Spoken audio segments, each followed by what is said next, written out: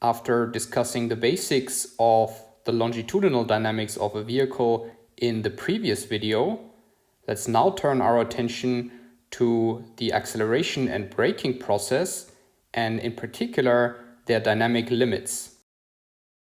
Since acceleration and braking are caused by tire forces, we define the propulsive force that acts on the vehicle chassis as the sum of all longitudinal tire forces.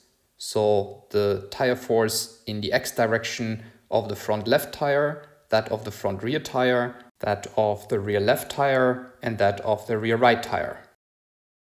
Note that if we're trying to accelerate the vehicle, then the propulsive force will be greater than or equal to 0. If we're trying to brake the vehicle, then the propulsive force will be less than or equal to 0. Again, for simplicity, we assume that all steering angles of the vehicle are 0, so that we can focus exclusively on the longitudinal motion of the car. Now we're looking at a diagram of the available propulsive force depending on the vehicle's longitudinal speed. Note that the region of the available propulsive forces, shown in red here, is limited by two factors. First, the traction limit, shown in blue here, which refers to the limit set by the traction between the tires and the road. And second, the power limit, shown in green here, which refers to the limited power of the engine. The acceleration of the vehicle, so the region where the propulsive force is positive, is limited by the tire road traction at low speeds and by the power of the engine at high speeds. On the other hand, the braking of the vehicle, so the region where the propulsive force is negative, is entirely limited by the traction between the tires and the road. Notice that the traction limits in the case of acceleration and braking are pretty much constant with the longitudinal speed of the vehicle. This constant value is not necessarily the same for acceleration and braking, however. And deriving formulas for these traction limits is exactly what we're going to do in the rest of this video. And also, we're going to take a closer look at the power limit, which is not constant, but has some type of parabolic shape. Let's begin with considering the traction limit during acceleration and braking.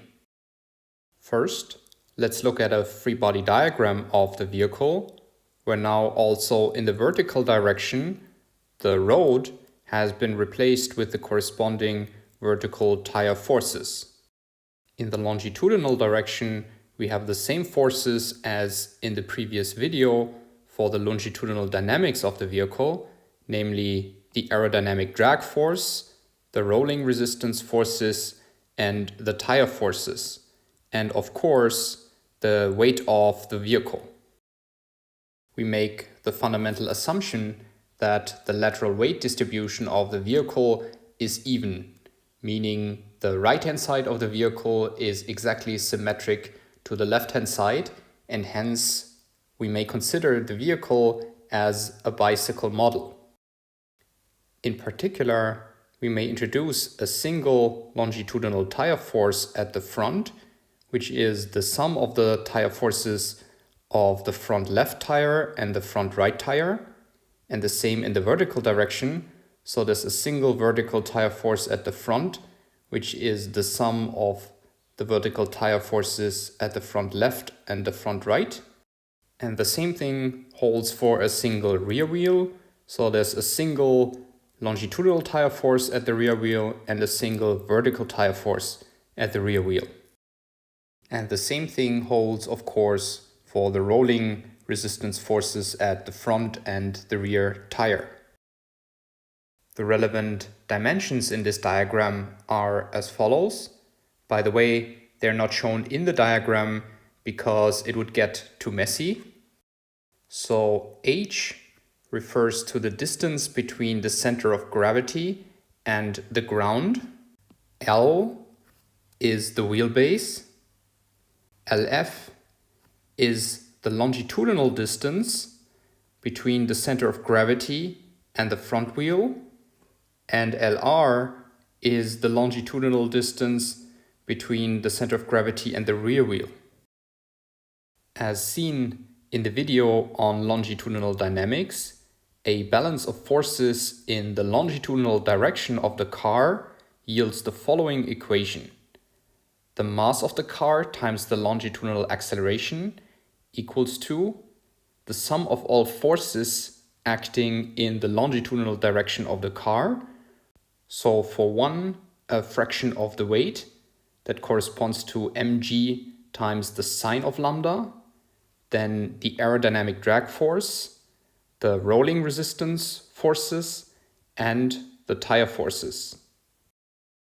Note that the term mass times longitudinal acceleration can be viewed as an inertial force that acts on the vehicle's center of gravity.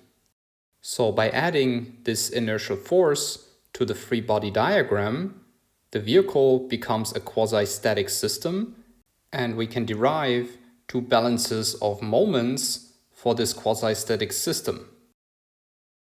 The first balance of moments is about the contact point between the rear tire and the road. What we get for this one is minus the inertial force times the distance between the center of gravity and the ground, so h, then minus mg sine of lambda, also times this distance h, plus mg cosine lambda times this distance, which is LR, minus the vertical tire force at the front times this distance, which is the wheelbase L, and then minus the aerodynamic moment that we call m aero is equal to 0. Note that we leave the aerodynamic moment m aero as another variable, since we do not know the point of attack of the aerodynamic drag force, so we do not know this distance, and also there's an additional pitching moment caused by the aerodynamics of the vehicle, which also counts towards m aero. Similarly, the balance of moments about the contact point between the front tire and the ground can be derived, and what we get is minus the inertial force times the distance h, minus mg sine lambda times the distance h, minus mg cosine lambda times the distance LF, plus the vertical tire force at the rear times the wheelbase, minus the aerodynamic moment is equal to 0. Let's call these equations 1, 2, and 3, and let's see what they imply for the maximum longitudinal acceleration of the vehicle. In the first case, we consider a rear drive car, which implies that the propulsive force is given by the rear tire force and the front tire force is equal to 0. The traction limit in this case is given by the condition that the fraction of the longitudinal rear tire force and the vertical rear tire force has to be less than or equal to the tire road friction coefficient. For the traction limit, this inequality must hold with an equality, and we can bring the vertical tire force to the other side to obtain this equation, where we can now substitute the vertical tire force that's obtained by rearranging the terms in equation 3 in order to get this equation for the traction limit in the acceleration case. Substituting this traction limit into 1, the longitudinal balance of forces, and rearranging terms yields this equality for the longitudinal acceleration. Assuming that this quantity is positive, which is generally the case because for dry asphalt the magnitude of mu is about 1 and the height of the center of gravity is usually much smaller than the wheelbase of the vehicle. And also assuming that the slope angle lambda is small, which means that the sine of lambda is approximately equal to lambda and the cosine of lambda is approximately equal to 1, we make the following observations from these formulas. First, for the rear drive car, the longitudinal acceleration is self-enforcing in the sense that a positive longitudinal acceleration has a positive effect on the traction limit. Second, a positive slope angle lambda increases the traction limit, as you can see from this term, but it decreases the longitudinal acceleration of the vehicle. And third, a positive aerodynamic pitch moment has a positive effect on the traction force and hence also on the longitudinal acceleration. However, whether or not aerodynamic measures such as the installation of a spoiler at the rear of the car has a positive effect on the longitudinal acceleration also depends on the additional aerodynamic drag that is generated by the spoiler. In case 2, we look at a front drive car where the propulsional force equals to the front tire force and the rear tire force is 0. The traction limit in the case of acceleration is given by the condition that the fraction of the longitudinal tire force at the front and the vertical tire force at the front has to be less than or equal to the tire road friction coefficient mu. Again, for the traction limit, this inequality must hold as an equality, and we can now substitute the vertical tire force from equation 2 to obtain this expression for the traction limit of a front drive car in the case of acceleration. Substituting this traction limit into 1, we get this expression for the corresponding longitudinal acceleration. So based on the assumption that the slope angle lambda is small, which means this, we can make the following observations. First, a positive value of a ln decreases the traction limit, and hence a positive longitudinal acceleration has a negative effect on its own limit.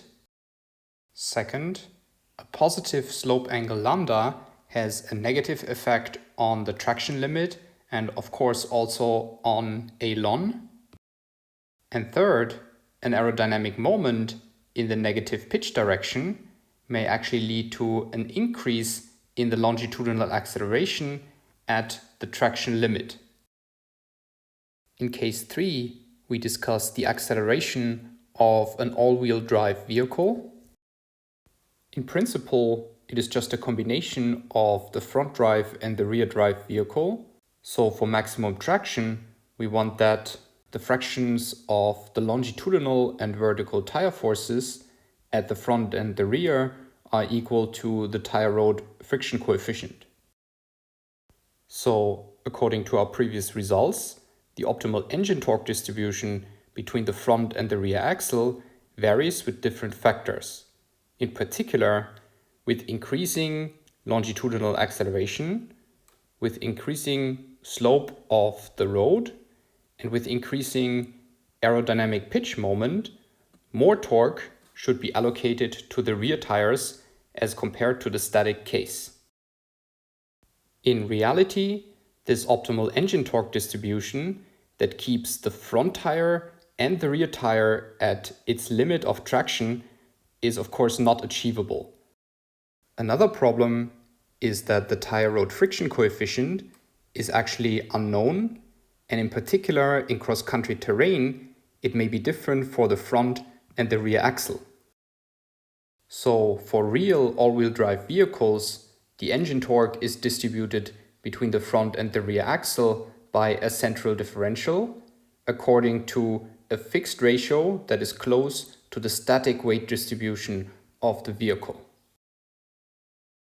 In addition to that, most all-wheel drive cars have a differential lock that locks the differential by 100% or close to 100% in order to avoid unnecessary spinning of single wheels. Cases 1 to 3 so far we're all about acceleration of a rear drive, a front drive, and an all-wheel drive car. Case 4 is now about braking of the car, and braking is in all passenger cars a matter of all four wheels.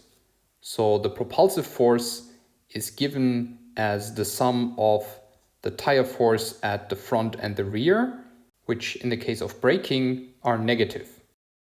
The traction limits of the front and the rear tire in the case of braking are very similar to the case of acceleration, only now we have a minus sign in front of the fraction between the longitudinal tire force and the vertical tire force. As before, in the limiting case, these inequalities have to be equalities, and we can substitute our expressions for the vertical tire force at the front and at the rear in order to now obtain negative lower limits for the longitudinal tire forces at the front and the rear, which we denote by this F with an underline. So now let's see what these two formulas tell us about the optimal brake force distribution between the front and the rear tires, where optimal means in the sense that it maximizes the deceleration of the vehicle and hence minimizes the braking distance. In fact, they tell us that the maximum braking of the vehicle is achieved by increasing the ratio between the front braking force and the rear braking force with an increasing deceleration of the vehicle, meaning that the negative acceleration is getting smaller or more negative, with a decreasing slope lambda of the road and with a decreasing aerodynamic pitch moment. In reality, however, things are again a little bit different. The performance of a braking system cannot be judged only on whether it achieves the highest braking force or the shortest braking distance. In fact, it is a very important performance criterion of the braking system that it maintains stability and steerability of the vehicle during a braking maneuver. As you can imagine, if you bring the longitudinal tire force up to the friction limit, there's no margin left for a lateral tire force. So basically, steerability of the car will be lost. Similarly, operating a tire close to its friction limit in the longitudinal direction will affect its lateral tire stiffness. And if that's the case for the front and the rear tires, this will have an impact on the understeer and oversteer behavior of the car and hence on its stability. This fact is illustrated by the diagram on the right-hand side, whose x-axis shows the braking of the vehicle as a fraction of the maximum possible braking, and the y-axis shows the fraction between the front tire force and the rear tire force. What we see here qualitatively is that for extreme braking maneuvers, the vehicle becomes unstable if too much brake force is applied at the rear tires. We will look at the coupling between the longitudinal and lateral tire forces in more detail in the next video. For now, let's look at the last topic of this video, which is the acceleration under limited engine power. As a matter of fact, above a certain velocity of the vehicle, the acceleration is limited no longer by the traction, but by the power of the engine.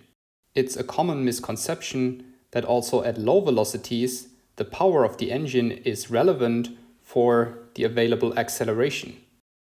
In other words, if you want a good pull from the traffic lights, the horsepowers of your car don't matter. What matters is only the traction of your tires. The horsepowers you need when you're already going at 100 kilometers per hour and want a strong acceleration of your car. Let's look at this in more detail and see how exactly the engine power limits the acceleration.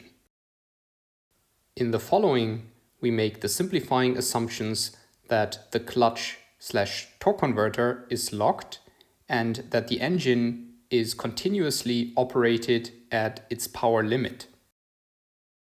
Given the efficiency eta of the drivetrain, this implies that the maximum power that's available at the driven wheels is given by eta times the power limit of the engine. Note that here it doesn't make any difference whether we have a front-driven, rear-driven or all-wheel driven car. What P wheel stands for is simply the total power that's available, no matter how it's distributed between the single wheels. Next, we substitute the standard formula for the rotational mechanical power, stating that it's equal to the torque times the rotational speed. Bringing the wheel speed omega to the other side, we get that the maximum total wheel torque is given by this expression. Now we substitute the expression for the longitudinal tire slip that we have defined in the video on the longitudinal dynamics of the vehicle. Solving this expression for the wheel speed omega, we get this term that we can now substitute for omega in our wheel torque. And this leads to this expression here for the wheel torque. Finally, the wheel torque is related to the propulsive force simply by the formula that the torque is equal to force times lever arm. Again, to be precise, this formula really presents a sum over all driven wheels, where we assume that all wheels have the same effective tire radius. So substituting this expression into here, the effective tire radius drops out on both sides and we get a formula for the propulsive force that looks like this. What we can see from this formula is that for a given maximum engine power, the propulsive force decreases with the velocity v of the vehicle. If v is close to 0, the power will basically put almost no constraint on the propulsive force. However, as v grows larger, at some point this will become the relevant limit on the propulsive force rather than the traction limit of the tires.